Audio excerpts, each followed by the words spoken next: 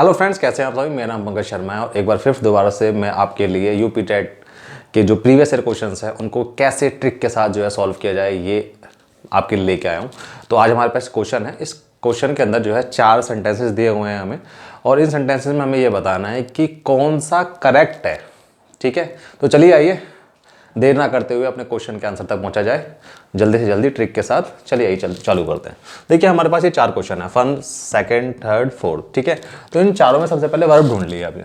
देखिए ये रही वर्ब, ये रही वर्ब, ये लेंट वर्ब है, ये रही लेंट वर्ब। इसका मतलब होता है उधार देना। ठीक है, अब देखो इसमें होता क्या है कि ये जो वर्ब है ना, ये डाइट्रांसिटिव वर्ब है। ठीक है, इसके साथ 2 ऑब्जेक्ट आएंगे। जब इसके साथ 2 ऑब्जेक्ट आएंगे ना, तो जो पहले ऑब्जेक्ट लिखा जाता है ना वो इनडायरेक्ट ऑब्जेक्ट लिखा जाता है, फिर डायरेक्ट ऑब्जेक्ट लिखा जाता है। ठीक है, तो ये जो ऑब्जेक्ट है ना हमारा, ये डायरेक्ट ऑब्जेक्ट है और ये इनडायरेक्ट ऑब्जेक्ट है। ठीक है,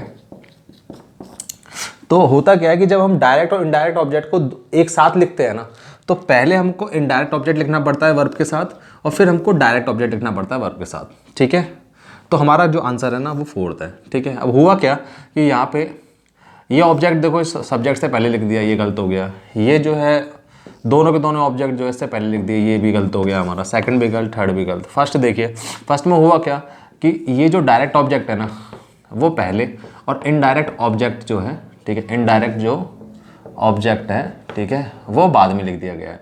तो इसमें ये उल्टा कर दिया गया है। ठीक है, तो इस मारे वो गलत हो गया। ठीक है, तो हमारा आंसर ये फोर्थ है। और मैं आपको एक बात बता दूं, हमारा पहले वाला क्वेश्चन जो है सही हो सकता था। हम जो है जब भी हमें ट्रांसिटिव वर्ब होती है, तो जब हमें 2 ऑब्जेक्ट लिखने पड़ते हैं तो पहले इनडायरेक्ट ऑब्जेक्ट लिखते हैं वर्ब के साथ, फिर जो है डायरेक्ट ऑब्जेक्ट लिखते हैं। मान लीजिए पहले इनडायरेक्ट आएगा फिर जो है डायरेक्ट आएगा। अगर कभी आप इनडायरेक्ट को बाद में लिखो और डायरेक्ट को पहले लिखो, ठीक है, तो आपको प्रीपोजिशन 4 या 2 का यूज़ करना पड़ेगा। तो अगर यहाँ पे 2 लिखा होता, ठीक है, तो ये क्वेश्चन भी हमारा सही हो जाता है। ठीक है, तो वहाँ पे हमें 2 नहीं लिखा हुआ तो हमारा ये गलत हो जाएगा।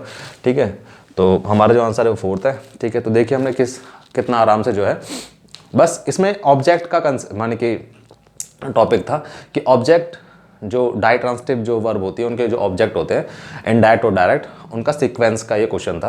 तो ये आसानी से हमारा हो गया है। और अगर आपको कोई चीज़ समझ में नहीं आ रही है तो आप हमारे फंडामेंटल वीडियोस वगैरह जाके देख सकते हैं। फंडामेंटल वीडियोस के जो है हमारे 10 लेक्चर्स वगैरह हम डाल चुके हैं।